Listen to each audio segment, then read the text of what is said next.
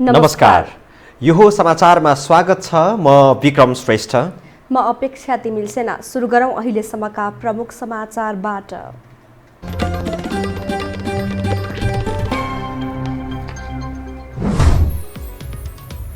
नेपालमा कोरोना संक्रमितको संख्या उच्च बन्दै एकै दिन 5743 मा संक्रमण पुष्टि, थप 26 जनाको मृत्यु।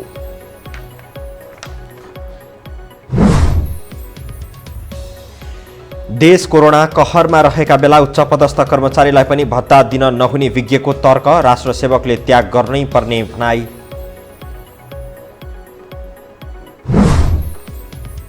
ऐतिहासिक रानी पोखरी आजदेखि सञ्चालनमा, राष्ट्रपतिले गरिन् उद्घाटन। यसपालि भाइटीकामा सर्वसाधारणले प्रवेश पाउने।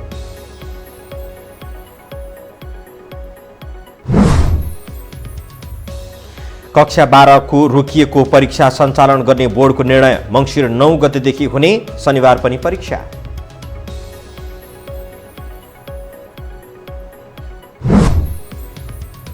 र आइपिएल क्रिकेटमा आज कोलकाता र बेङ्गलोर बीच प्रतिस्पर्धा। बेङ्गलोर विरुद्ध जित निकाल्न कोलकातालाई कठिन।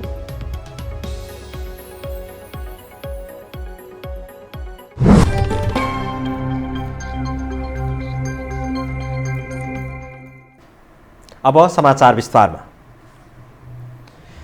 नेपालमा कोरोना संक्रमणले थप 26 जनाको मृत्यु भएको छ। स्वास्थ्य तथा जनसङ्ख्या मन्त्रालयका अनुसार 24 घण्टा यता थप 26 जनाको मृत्यु भएको हो। यससँगै संक्रमणका कारण ज्यान गुमाउनेको संख्या 791 पुगेको छ। मन्त्रालयका अनुसार आज देशभर 5743 संक्रमित थपिएका छन्। काठमाडौँ उपत्यकाका पनि आज उच्च संख्यामा संक्रमण देखिएको छ। काठमाडौँका 2391, ललितपुरका 543 र भक्तपुरका 173 गरी 3107 जनामा संक्रमण पुष्टि भएको हो। पछिल्लो 24 घण्टामा देशभर 2996 जना संक्रमण मुक्त भएका छन्। कोभिड-19बाट संक्रमण मुक्त भई गत 24 घण्टामा डिस्चार्ज हुनुहुनेहरूमा जम्मा 2996 हुनुहुन्छ। आजसम्म डिस्चार्ज हुनुहुने जम्मा 79,605 जना। मन्त्रालयका अनुसार हाल देशभर 44,476 संक्रमित सक्रिय रहेको छ। आइसोलेसनमा उनीहरूको उपचार भइरहेको छ। 273 आइसियुमा रहेका छन् भने 78 जना भेन्टिलेटरमा उपचार गराइरहेका छन्। विज्ञहरूले 50,000 रुपैयाँ भन्दा बढी तलब खाने सरकारी कर्मचारीहरूको भत्ता पनि कटौती गर्नुपर्ने बताएका छन्। उनीहरूले देश प्रतिकूल अवस्थामा रहेका बेला राष्ट्र सेवक कर्मचारीहरूको भत्ता काटेर कोरोना नियन्त्रण कोषमा जम्मा गर्नुपर्ने बताएका छन्। एक रिपोर्ट। सांसदहरूले दशैं भत्ताको रकम फिर्ता गरेसँगै हरेक संवैधानिक नियुक्तिमा रहने र उच्च पदस्थ सरकारी कर्मचारीमा पनि यो निर्णय लागू हुनुपर्ने आवाज उठ्न थालेको छ। कोरोनाका जोखिमको बहानामा महिनौसम्म कार्यालय नगई तलब बुझिरहेका कर्मचारीको पनि भत्ता कटौती गरी कोरोना नियन्त्रण कोषमा जम्मा गर्नुपर्ने आवाज उठेको हो। 50,000 भन्दा बढी तलब खाने कर्मचारी र सरकारी नियुक्तिमा रहनेहरूको भत्ता कटौती भए नागरिकले केही राहत पाउने नेताहरूको बुझाइ छ। 50,000 भन्दा बढी तलब प्राप्त गर्ने सरकारी गैर सरकारी सबैले यो वर्षको दशैं खर्च नलिउँ। त्यो सबै पैसा कोरोना कोषमा राखौँ र जनतालाई निःशुल्क स्वास्थ्य उपचार गरौँ। यो बेलामा थप सुविधा लिएको हो भने नाजायज हो, तर अपराध गर्नु हुँदैन। अपराध गरेको हो भने दण्डित हुनुपर्छ, तर दशैं खर्चलाई अपराधको रूपमा लिने र दशैंमाथि प्रहार गर्ने, जनप्रतिनिधिमाथि प्रहार गर्ने र एकतिर प्रहार गर्ने अर्कोतिर आश गर्ने, यो विरोधाभास कुरा भएकोले गर्दा यो गलत हो भन्ने मलाई लाग्छ। कोरोना संक्रमणका कारण नागरिक एकातिर रोजगारी छुटेर सडकमा आइपुगेका छन् भने अर्कातर्फ उपचार नै नपाएर ज्यान गुमाइरहेका छन्। यो विषयलाई मध्यनजर गरेरै भए पनि उच्च पदस्थ कर्मचारीले पाउने भत्ता कोरोना नियन्त्रणका लागि जम्मा हुनुपर्ने आवाज चुलिएको छ। मुलुक प्रतिकूल अवस्थाबाट गुज्रिरहेका बेला राष्ट्र सेवक कर्मचारीले त्यति त्याग गर्नै पर्ने विश्लेषकको तर्क छ। फाल्तु खर्चहरू गर्ने भन्ने कुराहरूलाई अहिले एकछिनलाई रोकिदिनुहोस् र पछाडि तपाईँको सहज भयो भने अनि फेरि बिजनेस हुन थालेपछि इकोनोमिक एक्टिभिटिजहरू हुन थालिसकेपछि फेरि गर्नुहोस्। हामीले यो सुझाएका थियौँ पहिले नै, तर अब सरकारले त्यो कुरा त सुनेन। अब नसुनेर उसले तपाईँको पूर्ण बजेट बनायो, तर अहिलेको अवस्था भनेको उहाँहरूलाई त्यो सबै कुराहरू गर्नको लागि असहज वातावरण बनेको छ। कोरोना संकटका कारण एकातिर देशको अर्थतन्त्र खस्किँदै गएको छ भने अर्कातिर कर्मचारी र सांसदहरूलाई दिइने विभिन्न नामको भत्ताले आर्थिक भार चुलिएको छ। जोखिम र महामारीका बेला अनावश्यक भत्ता कटौती गरेर राज्यकोषमा थोरै भए पनि टेवा पुर्याउनु पर्ने आवाज चुलिएको छ। यो टेलिभिजनका लागि क्यामेरामा शिरज श्रेष्ठका साथ कान्ति नेउपाने, काठमाडौँ। अब बाँकी समाचार। 2072 सालको भूकम्पले क्षतिग्रस्त पारेको रानीपोखरी 5 वर्षपछि पूर्ण स्वरूपमा फर्किएको छ। यसअघि गुम्बज शैलीमा रहेको बालगोपाल मन्दिरलाई समेत मल्लकालीन शिखर शैलीमा पुनर्निर्माण गरी आजदेखि सञ्चालनमा ल्याइएको हो। एक रिपोर्ट। 2072 वैशाख 12 को भूकम्पले क्षतिग्रस्त काठमाडौँको रानीपोखरी पुनर्निर्माणको शिलान्यास त्यही वर्ष माघ 2 गते राष्ट्रपति विद्यादेवी भण्डारीले गरेकी थिइन्। 5 वर्षपछि बुधबार उनैले रानीपोखरीको पुनर्निर्माण सम्पन्न भएको उद्घोष गरिन्। रानीपोखरीको उद्घाटन गर्दै राष्ट्रपति भण्डारीले करिब 300 वर्ष अघिको सम्पदा पुरानै अवस्थामा फर्किएको भन्दै सन्तोष व्यक्त गरिन्। भूकम्पबाट क्षतविक्षत भएका हाम्रा सांस्कृतिक सम्पदालाई अझ बढ्न र मौलिक स्वरूपमा पुनर्निर्माण गर्नेछ।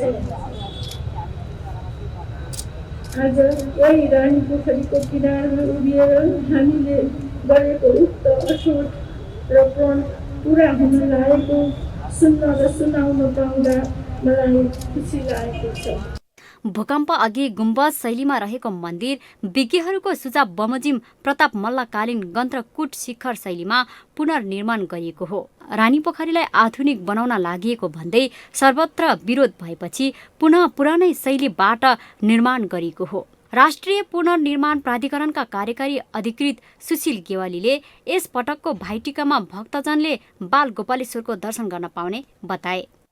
आजभन्दा ठीक 4 वर्ष 9 महिना 3 दिन अगाडि सम्माननीय राष्ट्रपतिज्यूबाट शिलान्यास गरिएको यस रानीपोखरीको पुनर्निर्माण कार्य विभिन्न उतार चढावपूर्ण अवस्थालाई पार गर्दै सम्पन्न भई आजैका दिन सम्माननीय राष्ट्रपतिज्यूद्वारा नै सम्झौता भएको छ।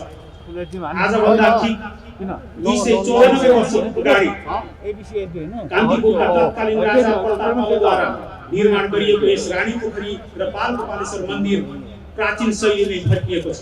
विक्रम सम्वत 1990 सालमा आएको भूकम्पपछि क्षति पुगेको रानीपोखरीको बाल गोपालेश्वर मन्दिर तत्कालीन श्री 3 महाराज जुद्ध शमशेरले गुम्बज शैलीमा निर्माण गर्न लगाएका थिए। यस पटकको भूकम्पपछि पुनर्निर्माणका क्रममा प्रताप मल्लकालीन शैलीलाई नै पछ्याइएको हो। यो हो टेलिभिजनका लागि क्यामेरामा सञ्जय घिमिरेका साथमा लीलामाया ठटाल, काठमाडौँ। राष्ट्रिय मानव अधिकार आयोगका निवर्तमान अध्यक्ष अनुपराज शर्माले आयोगले कारबाहीका लागि सिफारिस गरेकाहरूलाई सरकारले तत्काल मुद्दा चलाउनु पर्ने बताउनु भएको छ। शर्माले विभिन्न समयमा अनियमितता गरेको, पदको दुरुपयोग गरेको तर कारबाहीको लागि सिफारिस हुँदा समेत पदको लाभ लिइरहेका व्यक्तिहरूलाई महान्यायाधिवक्ताको कार्यालय मार्फत मुद्दा चलाउनु पर्ने बताउनु भएको हो। राज्यले चलाउनु पर्ने गम्भीर प्रकृतिका मुद्दामा मिलापत्र गराउने प्रवृत्ति रहेको भन्दै त्यस्ता व्यक्तिमाथि समेत कारबाही हुने गरी आयोगले सिफारिस गरेको बताउनु भयो। सालबाट छिन्नेको सरकारवादी मुद्दा जघन्य अपराध हो। माथि अपिल नजाने निर्णय पनि भएको छ एटर्नी जनरल अफिसबाट। एक तह त अपिल जानै पर्थ्यो, कसैकोमा जाने कसैकोमा नजाने त्यस्तो गर्नु भएन। त्यसमा राज्यकोले चलाउनु पर्ने गम्भीर प्रकृतिका मुद्दा मिलापत्र हुँदैन। प्रहरीको सेलमै मिलापत्र गरिन्छ। त्यो मिलापत्र अस्ति महान्यायाधिवक्ताले थ्रेड पनि गर्नुभएको छ कि मिलापत्र गर्न पाइँदैन। त्यो जसले गरेको छ त्यो प्रहरीलाई कारबाही त गर्नु पर्यो। शर्माले पछिल्ला केही समय यता जिल्ला अदालतबाट छिनिएका जघन्य अपराधका सरकारवादी मुद्दा माथिल्लो तहमा अपिल नहुने गरी फैसला गर्ने र मिलापत्र गराउने गरेको पाइएको बताउनुभयो। आयोगले 2057 जेठ महिनादेखि 2077 असार महिनासम्म विभिन्न समयमा भएका घटनाका 288 जना दोषीको नाम नै किटान गरी कारबाहीका लागि सिफारिस गरेको थियो।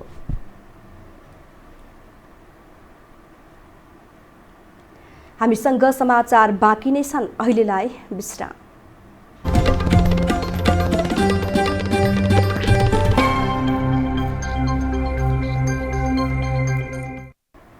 अब बाँकी समाचार।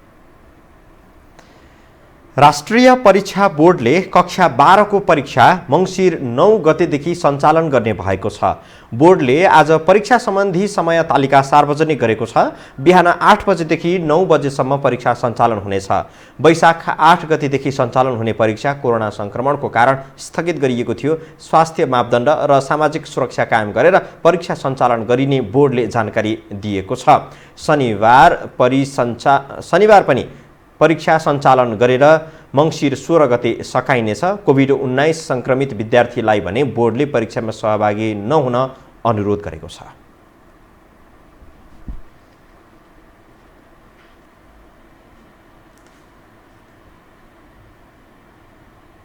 अब पालो आर्थिक समाचारको।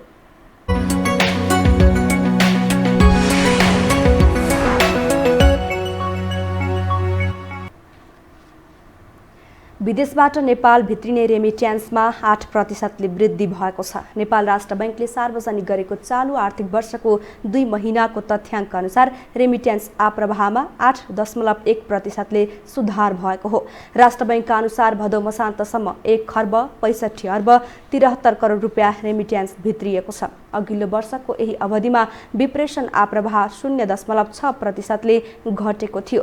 अमेरिकी डलरमा विप्रेषण आप्रवाह 2.6%ले वृद्धि भई 1 अर्ब 39 करोड पुगेको राष्ट्र बैंकले बताएको छ।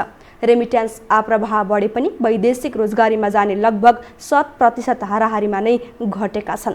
केन्द्रीय बैंकको तथ्याङ्क अनुसार समीक्षा अवधिमा वैदेशिक रोजगारीका लागि अन्तिम श्रम स्वीकृति लिने नेपालीको सङ्ख्या 99.2%ले घटेको छ। हामीसँग अन्तर्राष्ट्रिय र खेल समाचार अझै बाँकी छन्, अहिलेलाई विश्राम।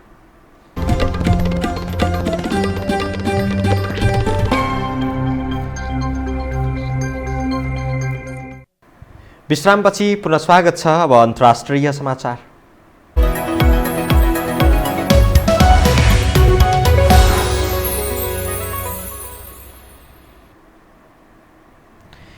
विश्वमा कोरोना संक्रमितको संख्या 4 करोड 11 लाख नाघेको छ।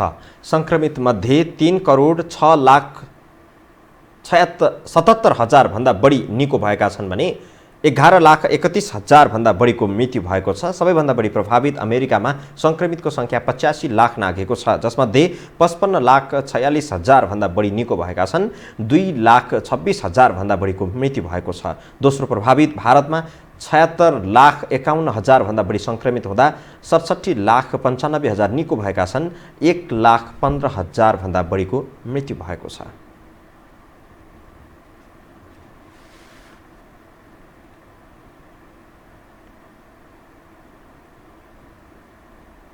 अब पालो खेल समाचारको।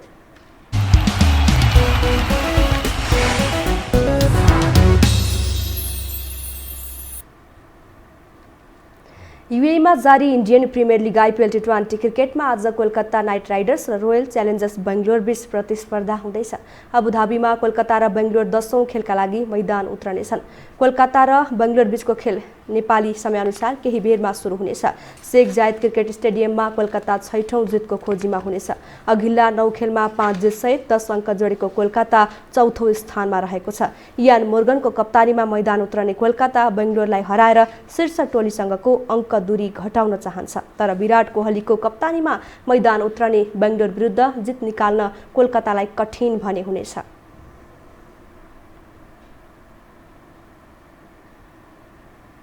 खेल समाचारसँगै हामी यो समाचारको अन्त्यमा आइपुगेका छौँ। बिदा हुनु अघि प्रमुख समाचार पुनः एकपटक।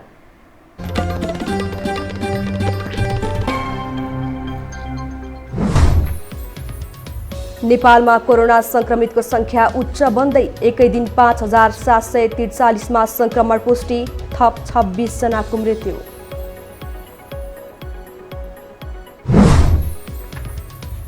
देश कोरोना कहरमा रहेका बेला उच्चपदस्थ कर्मचारीलाई पनि भत्ता दिन नहुने विज्ञको तर्क, राष्ट्र सेवकले त्याग गर्नै पर्ने भनाई।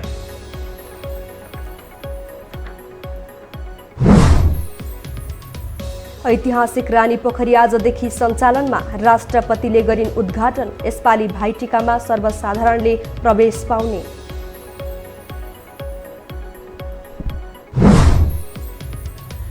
कक्षा 12 को रोकिएको परीक्षा सञ्चालन गर्ने बोर्डको निर्णय, मङ्सिर 9 गतेदेखि हुने शनिबार पनि परीक्षा सञ्चालन हुने।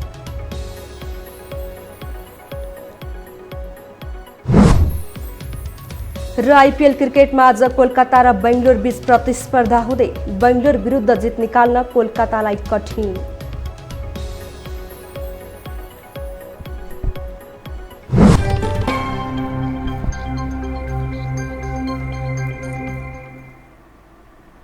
हवस् त यो समाचार सकियो। समाचार बुलेटिनका साथै यो टेलिभिजनका सम्पूर्ण कार्यक्रम yoho-television.com, yoho-खबर.com, युट्युब र फेसबुकमा पनि पढ्न र हेर्न सक्नुहुनेछ।